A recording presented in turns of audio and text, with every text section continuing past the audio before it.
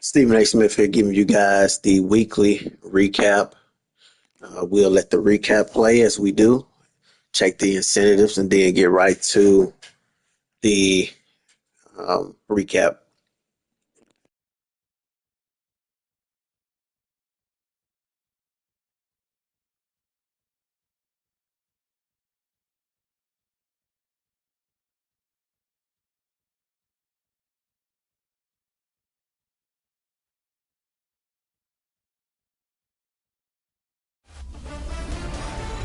The finish line is in sight. Hi everyone, Scott Hansen here, and this is your weekly recap for Week 16.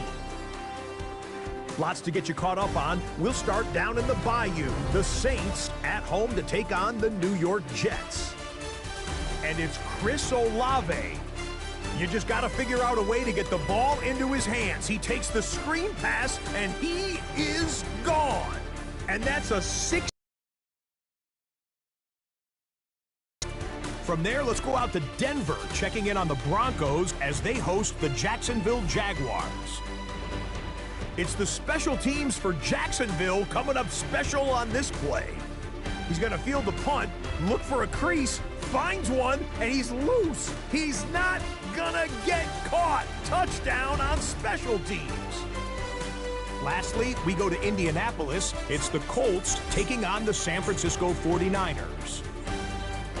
And it's the rookie from Penn State, Tyler Warren. He was a tough man to pin down all game long. This, one of his 2 touchdown catches. So that'll do it for us as we look forward to what should be a fantastic final 2 weeks of the regular season. I'm Scott Hansen. Happy holidays from all of us at EA Sports. All right, so we'll go ahead and get started with the recap. Going to the film room right now to see what's what in the coach's office. The forum where strategies are discussed and victories are born. Each person there has a voice and a chance to step forward with what they believe is the key to this week's game. Critical game this week. What are you seeing in the film room? I noticed they are trying game, playing away from what I think is a very suspect linebacking group. Have our wide receivers work the seam or sit in the middle of the field. We can pick them apart. We're going to have to definitely try. So we had them coached, man. They're going to be a tough team to play. We play them in about 15 minutes. Do you agree on targeting their linebacker? We're going to prioritize our passing game.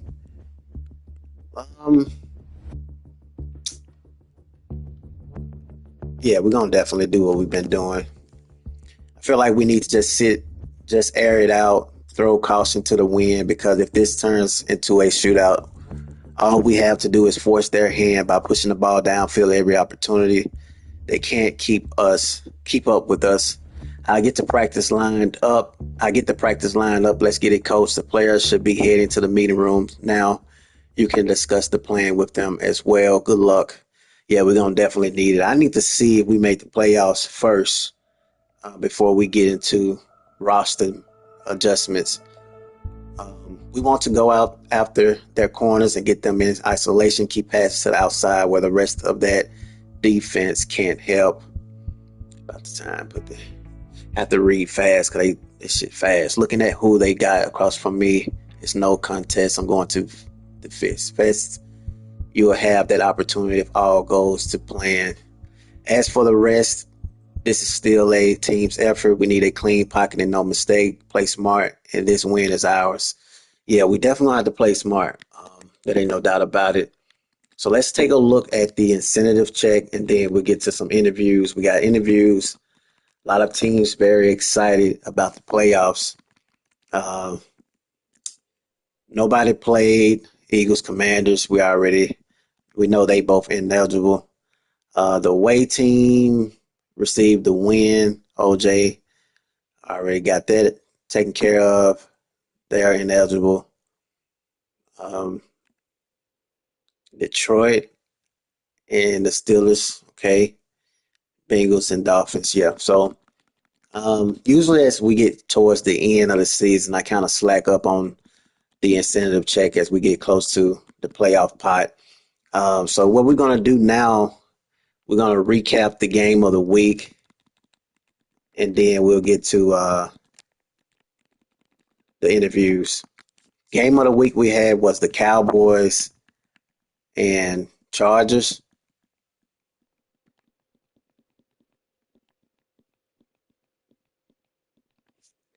Pretty good game for the most part. Chargers won 45-35. In the first half, it was 28-13. Turnovers was 0-1, so not much of a time of possession. Cowboys lost in the time of possession. Passing, Justin Herbert, 333, 3 TDs. Dak Prescott had 1 TD, 250. Rushing wise, Jaden Blue, 187. Hampton had 139. It's very good for both rushing performers. Jaden Blue had 2 TDs. Hampton had 3. I want to say both of these guys are in the top 5 in rushing. Wide receivers definitely made some plays on both sides of the ball. Orunde had 6 receptions, 121, 1 TD. George Pickens had 6 receptions, 107, 1 TD. McConkey had 4 receptions, 101, 1 TD. It was a lot of offense in this game. No, not that many. Well, no turnovers besides one overall in this matchup. So we'll take a listen to hear some of these playoff teams speak about the excitement that they have. Playoff wise, we made the playoffs, so we will bench our guys against the Colts because it's about playoffs. So we're gonna rest our guys. I want to rest any injury. So we did interview all playoff guys. Now there's some new teams that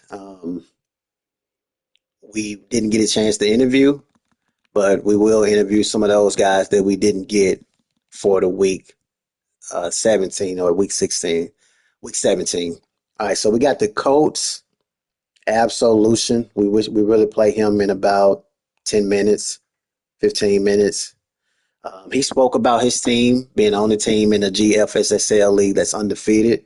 So let's hear what he had to say about his excitement, playoff wise, and much more. You know, if you told me that we'd be 14-0 and the number 1 seed currently in the AFC at the beginning of the year, I might have believed that. I'm pretty confident in myself.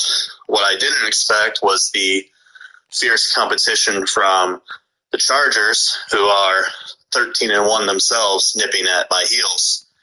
For that, we can't really get complacent or rest our starters because Burt will be ready to jump us if we have a slip up the last 3 games. Got to keep the team going strong. Can't get complacent. We go 17-0. Game plan can't really change.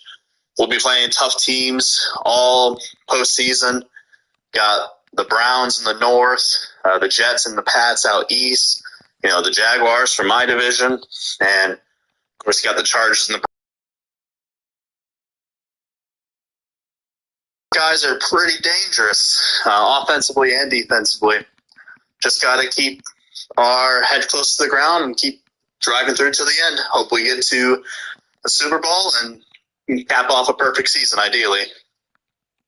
All right, so that was the coach speaking up about the matchup that he have as far as playoff wise. We'll take a look and see how they did this week, and then we'll get to the next interview. We're doing a different order as far as how we do the show. So the Colts, getting down to the Colts, they played against the 49ers. We did interview him as well. What makes the Colts so good? I'm gonna play this interview from the 49ers. He spoke about what really makes them so dangerous. And then I'm going to give you guys my opinion as far as what makes them so dangerous. 49ers spoke out about the coach, so let's see what he had to say. This team definitely is dangerous. Yeah, thanks for having me, Stephen A. Tough loss against the Colts, man. A good Colts team. Our offense stalled all game. Multiple drives early in the game. We couldn't move the ball. We couldn't do much. couldn't convert the third downs needed to keep the drives alive. Yeah, the Colts are a good team, man. They have a good user, a great user, actually. Yeah, we lost the turnover battle, which is a key to every game. We always try to strive to win that. We couldn't get off the field on third down against his offense. We limited the big plays, but we just couldn't finish the drives defensively and get off the field. He ended up scoring most of his drives. Yeah, like I said, man, the Colts have a great user, man. The guy knows how to ball out. But I noticed that he also plays the game the right way. He gets his stats within the flow of the game, and he's not really stat chasing or really trying to stat pad on you. His run game is very solid, and in the past game, he's very composed and goes through his progressions. And yeah, man, my defense couldn't really stop his offense. So yeah, but it was a fun game playing against him, man. It just goes to show my team what we got to work on and how far we are from where we want to be. Right, trying to get in that Super Bowl. So we got a lot of work to do in practice the next couple of weeks, and we got a couple of hard games coming up to finish the season. I think we got the Chicago Bears next and OJ. So he always gives me a problem, man. I think I haven't beaten OJ in like 2 years. So looking forward to this matchup this week, and hopefully we get on the right path, get on the right foot. All right, so that was the 49ers. Speaking about the matchup against the Colts. And as he mentioned, the Colts is not stat padding. He's not one dimensional. He's one of those guys that you got to really come in and play. You got to think before you actually play the Colts. And he watched film. There was a few people in the league that informed me that he watched the film of his opposing opponents. So I think I'm gonna have to do that as well to see what works, what don't work. But he's a student of the game, and it shows as far as why he wins games and championships, not just games. He's a natty champion. Moving forward, Buccaneers made the playoffs. I did interview the Bucks. Let's take a listen to hear what he had to say as far as a successful year that is real. And he spoke about making the playoffs and all that, the excitement for the Buccaneers. So let's take a listen to hear what he had to say. Hey, what's going on, Stephen A, man? Yeah, at this part of the season, man, we actually accomplished our goal that we wanted to accomplish, and that was to win the division. So we did that so far. So the next goal is to try to win the conference. And right now, we don't have that in the bag right now. So I have to continue to play my starters for now. We still have a goal set out, and we have not accomplished that other goal. So everyone will play.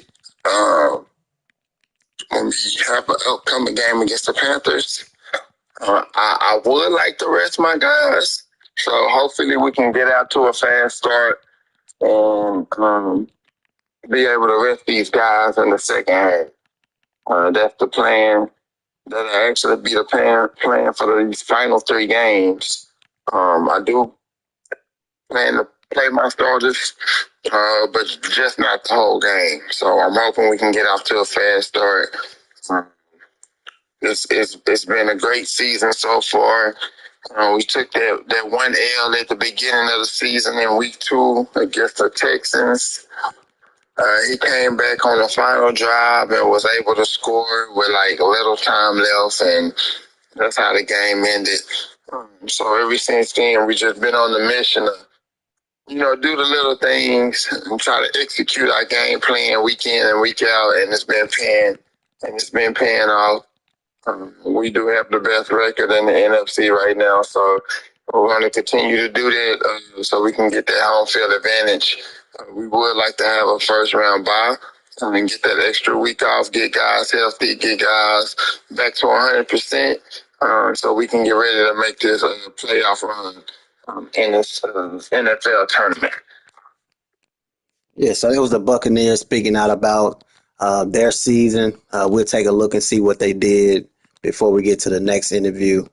Um, but they're definitely fighting for the NFC, trying to win the NFC, and they won't be resting their guys. Um, so let's see. We had the Buccaneers and the Panthers. Buccaneers won 38-26. They also won in a turnover battle. Well, no, they didn't. They lost in a turnover battle 1-0. And they also lost in the time of possession. Baker Mayfield, 322, 4 TDs, one interception. Bryce Young, 336, 2 TDs, no interception. Neither side really ran the ball well. Jatavion Sanders, 4 receptions, 124, 1 TD. Cade Oten, 7 receptions, 116, 3 TDs. Defensive wise, we had some tackles, one interception. And so it looks like the Buccaneers are gonna roll with their starters. Obviously, it's a risk that these teams take by playing their starters. But that's two teams right now so far that said that they are going to play their starters. So let's get to the Chargers and let's see what he has to say. Another successful user, and he spoke about the excitement as far as playoff wise and if they're going to rest their starters. We're going to focus on making sure that everyone's healthy going into the playoffs. We don't really need the home field advantage. It's going to be hard to even get that with the Colts. They have the head-to-head against us in a tight game earlier in the season, and he'd have to lose two, which I don't really see happening in the last 3 weeks. So we're just going to focus on keeping everyone healthy. Everyone's still going to play, though. But maybe if they get a little bit of wear and tear, we'll sub them out for a little bit. Last week of the season, we might sit everyone, but we'll see when that comes. Yeah, we just want everyone healthy going into the playoffs and hopefully make a deep run. Hopefully get our revenge on that Colts user. And yeah. Yeah, so the Chargers are going to rest their starters. They did beat the Cowboys 45-35, and we explained that football game. And as he mentioned, I mean, the Colts more likely 9 times out of 10 is going to win the AFC. So there's no need. I agree with him. There's no need once we get to my team. There's no need to play starters. You don't want to. You want to balance things out. You don't want to take that risk and then some one of your players go down. OJ, he did his interview and he spoke about the excitement as well as if he's planning to how's he going to go about the playoffs. Is he going to play his starters? Let's take a listen to hear what he had to say. Steve and I'm going to keep no different than being in the regular season because that's what we expect. Come at me next week and the week after when we're in the wild card, when we're in the divisional, when we're in the conference championship, and when we're in the Super Bowl. Then it'll feel different. Then it'll feel good. But right now, this is expected. When you expect greatness, you're not surprised with greatness. I'll also tell you, don't get my record lost. Don't get my record confused. My 3 losses were all forced losses. Okay, very interesting stuff right there coming from the Bears. So they will be playing their starters. He mentioned to not get these losses confused as far as the forced losses, the 3 forced losses. So he's a team that you definitely want to watch towards we get to the end of the stretch. 2 more games left. You have the 49ers and the Lions. And it's very interesting for the Bears. They've been playing great all year, so I feel like that they are a team to look out for. It's this whole entire list that we're going through right now has a bunch of dogs for sure. Green Bay Packers. Let's see. Some guys we didn't get a chance to get to, and some guys we did. The ones that we couldn't get, we'll get for next week's advance. That's Z the Truth. Um, so I think we didn't get Z. Let me look one more time. Yeah, so we didn't get a chance to get Z, but we will get him next. But Z made the playoffs. Let's take a look and see what he did in his game this week. And then we'll get to the next interview. I interviewed a lot of people. So let's get to his game. Z the Truth, Packers.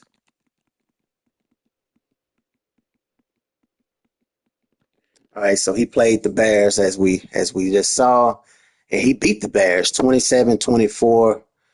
Turnover battle. Neither side, both sides played clean. 0-0 in the turnover battle. Time of possession 35-24. Wow, so he won turnover battle big time. Third down conversions 5-3. So he also won third down. Caleb Williams 2 TDs, no interception. Jordan Love 2 TDs, no interception. More yards 227, 65% passing. Josh Jacobs and Marshawn Lloyd ran the ball pretty good. Bears really couldn't get anything going running the ball wise. I mean, Caleb Williams had 25 yards. So overall, they just couldn't get anything going rushing. Wide receivers, okay. I mean, nothing that really stands out besides the average yards a catch. But Christian Watson, 6 receptions, 87 yards. And then Rashad Bateman, former Raven, had 4 receptions, 2 TDs. But it's nothing that really catch my eyes as far as looking at those stats. So we're going to see. It makes sense, though, why the Bears going to continually play their starters because they don't want to lose momentum. Next up we had was the Browns. Browns had a very good year. They made the playoffs, so we're going to take a listen to hear what Fish had to say about his team. I feel like that of all the teams this year, they was one of the best. I'm not being biased besides myself, but being a low-rated team, making the playoffs in the first year, I think that's awesome. So let's take a listen to hear what he had to say about the successful year from the Browns. Hey, thank you very much for the interview. Hope everything's going well for you. Super excited to win the AFC North. I am not 100% sure if the Browns have won the AFC North since they've come back into the league in 2000. I can't remember them doing so through their few playoff bursts they've had.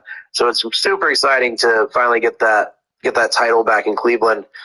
Just a place where it deserves. Best fans in the business.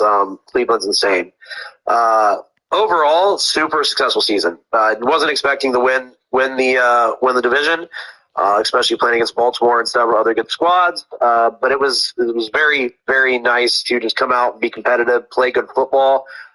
Knew the defense was going to be strong. That's always a big part of my game: a strong defense, stop the run, limit mistakes, get the ball back in the offense. Eventually, was able to air it out a little bit more with Shadur. He's progressed pretty nicely throughout the season, but really the biggest ticket has been the progress of the run game, getting Judkins off the ground. Stanton has been key. The offensive line is getting stronger, and just being able to get a little bit more aggressive on offense. We hit a lull kind of in the middle of the season. Overall, the season, from my perspective, was to grow the rookies. We did that. The team is in a fantastic spot going forward. We will be getting rid of Deshaun Watson's contract next year. Should be looking at like $100+ million in salary cap. Get to rebuild a few places. Have a crap ton of draft picks. So the future is super bright in Cleveland, and we expect to be at the top of the AFC North for honestly a really long time. and hopefully we can make some noise in the AFC when it comes to the playoffs. As for benching players, I ain't going to do that. Cowards bench players, winners don't. You put them on the field. If they get hurt, they get hurt. That's why we have depth. It's good players that win games, both in the game but also behind the sticks, and so that will be the plan. Nobody that's legit about winning actually ever sits their players in a game, and honestly, I believe that in real life. I think NFL coaches that sit their players are cowards, and I think they ultimately do their team a disservice, so they should actually play the game to win the game and get out of their own way. If you got any more questions, let me know. Congrats to yourself on a great season so far, and I'll catch you later. Very, very good stuff right there coming from the Browns. I love the answer, very brutal, aggressive.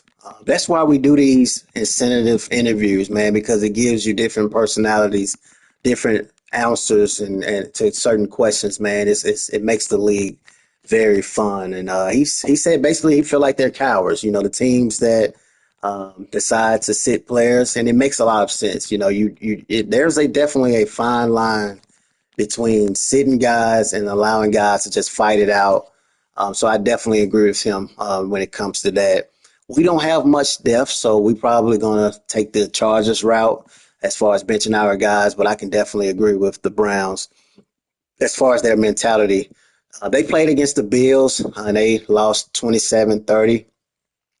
Turnover battle was 0-1. Time of possession was 17-22. They won in the time of possession. Shedeur Sanders, 240, one interception. Josh Allen, 213, three TDs, no interceptions.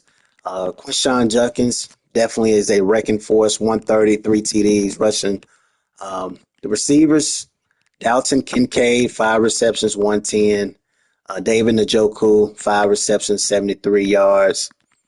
So for the most part, not a lot of offense. Defensive wise, he mentioned their defense plays great, but the Bills came up huge with one interception. But overall, very, very good game. It came down to 3 points, and that sounds as far as the season. So let's take a listen to here. A lot of teams to keep up with. All right, so the Jags, we will be benching our guys. I mean, there's no way we can jump up as far as the AFC. I mean, there's no way we're going to jump up 3 spots. Although Browns said it is kind of cowardish, but we're going to be, we're going to rest our guys. We got to make sure everybody's ready to go playoff wise. So let's get to the next one. But it was a very good season for us. We played pretty good football. 4,000 yards, 52 TDs passing, 13 interceptions. We ran the ball. We're a couple games away from having our 1,000-yard rusher. I think that would be great to get that. Wide receivers, Brian Thomas Jr., he played very well. Brenton Strange played well. Diami Brown played well. We could potentially have 3 guys over 1,000 yards, possibly, but I very well doubt it. ETN had some catches out the backfield. We did sign Odell Beckham Jr. Towards the middle of the season. He's a great addition, being that mentor to a lot of young guys. Jalen Cropper was signed off the Cowboys practice squad. Justin Shorter was signed off the practice squad. So we have high hopes for those guys as far as the future go. So, yeah, the ceiling is bright. Next up we had was the Broncos. Let's see who we had. We have next. Broncos.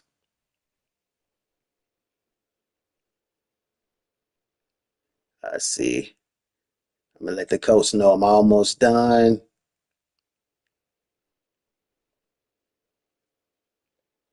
All right. Broncos was Matt, the gamer. He spoke out about his team. They made the playoffs. So let's take a listen to hear what he had to say about their successful season and more. Good morning, Stephen A. I hope all is well. Appreciate you reaching out to the Denver Broncos once again. Yes, we made the playoffs. We're 11-5 now because I just played you and lost, or 11-4, 102. But yeah, I think mentally, we were excited. We knew we had a tough division. Unfortunately, I think the division title is out of our hands for now. But that's okay. We're going to go into the playoffs, and we're going to try to do the best we can. And, we're trying to bring that Lombardi back home in December. It was really important as the first year to get to the playoffs, just to, see if we can do it. And especially with getting to the playoffs last year, we just wanted to continue that. And we did. So, that being said, I did set my starters versus you. And that is the plan, is to let the starters get the next 2-3 weeks rest. It's not a rare tear thing because I've been doing half pads all season. It's more just I do want to see what the backups got. I mean, I did have some decent number of backups, and I want to see what they look like before we head to the playoffs. See if we have that all teams need to make a long and substantial run. Have a good day, Stephen A. Thank you for reaching out again, and good luck to all the playoff teams. And I hope everyone finishes the season strong. Yeah, so as I mentioned before, everybody have different opinions of how they manage their teams. And for the teams that we didn't get a chance to get to, I'm curious to know how they're going to play their last few games. As he mentioned, we played against the Broncos. We won this one 46-42. He did rest his starters. We actually played our starters in this one. As far as first half, second half, we benched everybody. We was up 35-21 in the first half. Second half, we pretty much traded 21 points. Turnovers, we won in that category. And then time of possession, we also won in that category as well. Trevor Lawrence, 335, 5 TDs, no interception. His backup actually played very well. Almost 400 yards, 4 TDs, 1 interception. Nick Mullins, he came off the bench, played decent, 3 attempts, 100%. Rushing wise, ETN was able to get 100 yards. As I'm trying my best to have that 1,000-yard rusher, man, I want him to get that 1,000 yards if he can. But he played very well. Receiving wise, this kid was a beast. I mean, Devon Valley, Utah wide receiver, 6'5", 210, played great. 7 receptions, 235 yards, 4 TDs. He gave Travis Hunter the business. He had a problem with that wide receiver. He's so big on the outside. Chad Muma, he had an interception. That was my user pick in that one. But overall, it was a very good game. But he benched his starters against my starters as far as first half. That's why it kind of got out of hand. But um, second half, it was pretty much just a lot of backups playing, but it was a good experience. Next up, we had was the Patriots. We didn't interview him. Mike, we didn't interview Mike. Um, we did interview the Texans, although they didn't make the playoffs. Falcons, we didn't get them yet, and the Cowboys, so we're going to get them. Let's take a listen to hear what the Texans had to say, and then we're going to get ready for the big game, man, against them Colts. And I may make a last-minute decision. I may run my starters first half, bench them second. Texans, and then we interviewed Young Mantine as well. So we did have the Raiders and the Texans. Texans won this one 41-29. Pretty lopsided. Actually, the Raiders was up in the first half. That second half really did it if you are the Raiders. So let's take a listen to hear what Young had to say after the loss. Sometimes Young is very low with his speaking. We'll have to work on that. So if you guys can't hear it, that's my apology. Yeah, you know, we played against a pretty decent opponent in Fly Baby Gaming. That second half, C.J. Stroud and the Texans, they lit up. They were on fire. Um, Joe Mixon did a real good job of toting that pill. As he is an X factor now. But yeah, we were in the game. We were in the mix. Gino got knocked out. Pickett came in and threw 3 interceptions back to back to back. So, anytime you turn the ball over, you can't win a game like that. That's just inexcusable. And it was bad football. So, we played, lost, but, we just getting ready to hit this off season and go fishing. All right, next up we had was the Texans. They spoke out after the game. We'll go ahead and play it. Yeah, Stephen A. Man, I think this year this team has been trying to find an identity, man, and I think this last game we found it. And we never quit. That's what it is. We're hard nosed. We never quit. The season hasn't gone as planned. We had some key injuries, but this team still came out, battled, did what we need to do to get a win. And that just shows the true resilience of this team and what our coaches are trying to do, man. We're looking for big things coming up in this season strong. We're looking for the off season to make some changes. So look out for the Texans because we're hard nosed and we're ready for some ball. Yeah, so that was the Texans there speaking out after their win against the Raiders. Want to see, I think that's all the interviews. Want to make sure. Um, yeah, so that's all the interviews. We'll see some of the tweets and we'll get up out of here. This week we got fans of offense are in luck for Week 17. The Jaguars and Colts both rank amongst the top teams in the NFL. 49ers defense, Bears offense, who wins? Bears quarterback Caleb Williams claims that the schemes of the Niners coach Frank Gore will do nothing to slow him down. Time will tell. Scott Hansen reported that the forecast calls for fireworks in Indianapolis this week. Two of the league's best offensives colliding, Jaguars and the Colts. The Bears and their high-powered offense land in San Francisco this week to test their attack against the 49ers' number 3 ranked defense. So that's pretty interesting right there. Top performers: Baker Mayfield, Drake May, Lamar Jackson, Jaden Blue Steel's up top. You got Jonathan Taylor and Josh Jacobs, top 3 rushers, with Jonathan Taylor 21 right now in TDs. A.J. Brown, Jamar Chase, and Justin Jefferson, top 3 wide receivers. Sacks, you got Broswell, Miles Garrett, and Abdul Carter, top 3 in sacks. Interceptions, you got Franklin Davis, the third, and Steele, top 3, with Davis and Steele being top 2, basically tied with 8 interceptions. Tackles, you got Barnes, Brooks, and Cashman, with Brooks having 124 total tackles. So he actually has more tackles as far as that go. We'll do the awards next week in advance. But as we can see, MVP right now, Anthony Richardson Sr. jumped over Trevor Lawrence. I'm sure that's probably why many people would probably still consider playing their starters in this one. Coach of the year right now, Colts. I'm sure you guys wouldn't disagree. Colts definitely should be the coach of the year as of right now. So we would definitely look at the awards the next week. I don't want to have the coach sitting there waiting. So yeah, we'll go ahead and sim this here and get ready for our game and get this video updated. We're going to go ahead and rest everybody.